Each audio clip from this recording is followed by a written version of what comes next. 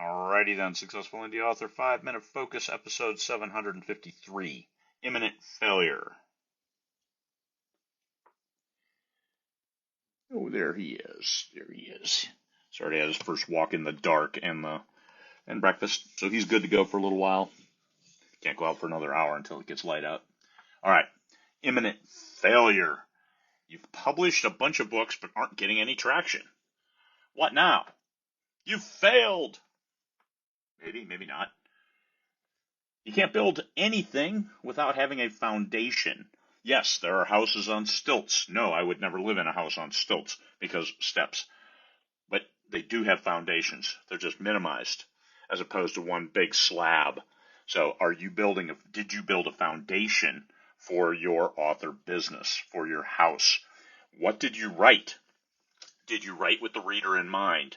Did you write something just to write something? Did you write a passion project? I know a lot of authors. I know some extremely successful authors, and their passion projects have generally fallen flat, me included, which I consider my best title. People raged, and the sky was on fire. I think it's a great title, still, 7 years after I wrote it, and it's one of my worst-selling books. There we are, passion project, unleashed. Are you writing to your passion? Now, if writing is your passion, you should be able to tweak and write just about anything within reason. I mean, if you don't like erotica or steamy romance, writing that, it's okay. You don't have to do so. You're not prostituting yourself to be a writer, for Pete's sake. That's not what it takes to be other than an imminent failure. What it takes is that little tweak to make sure that you are aligning with your target audience. But I don't care about my target audience. I just want to write the books. Then you're not a failure, but you may be a financial challenge to a business manager. So that's what it means. So failure. What are you trying to accomplish? First, you have to define your own terms of what success looks like. If there is a business element to it, as in, I need to sell these books to account for the time I've invested in writing them, then you have to think with the readers in mind. Not that you're prostituting yourself, not that you're writing what you don't want, but you're writing what you want in a way and with a target of readers that will buy your books, that will pay for this entertainment that you're creating. And entertainment, I use the term loose. There's some really dark stuff out there. You start reading it, it's like, oh my God, I'm not reading this. It's horrible. It's going to suck me down into the abyss of doom.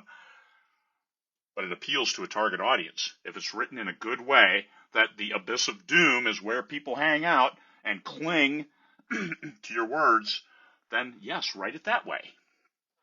But know your target audience. And that's the critical thing. Know where you're building your house. So if you're building your house on shaky ground, well, then your foundation just has to be deeper. You have to build it where it's going to stand. And how do you feel? What does this make you feel? If it sends you into rivers of tears and you complete a complete puddling mess, then this is hard business. Pick yourself up and look at the business side. Look at the target audience that you're trying to reach. And then build on that.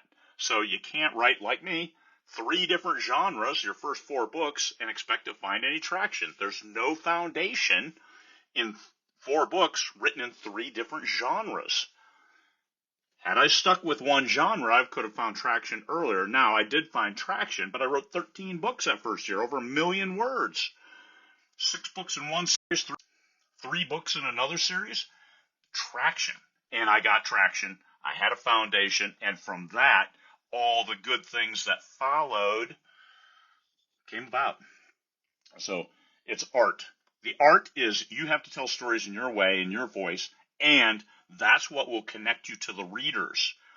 But it's a business in that you can't kill the dog. You can't do things that don't add value to the story in a way that is going to turn the readers off. Don't spend 9 pages going on a fantasy diatribe describing a single castle like you might in a fantasy novel when you're not writing a fantasy novel. Don't do a stream of consciousness just because it feels good.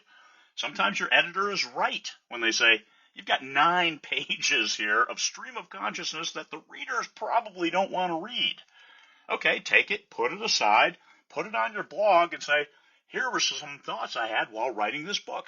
Great, extra material so your super fans can read it, but your regular fans, the ones who pay the bills, the super fans pay the bills too, but they're usually a smaller portion. You want that big sector of population paying your bills, a little bit at a time across a broad spectrum, pays a lot of bills. It's an art, but it's also a business.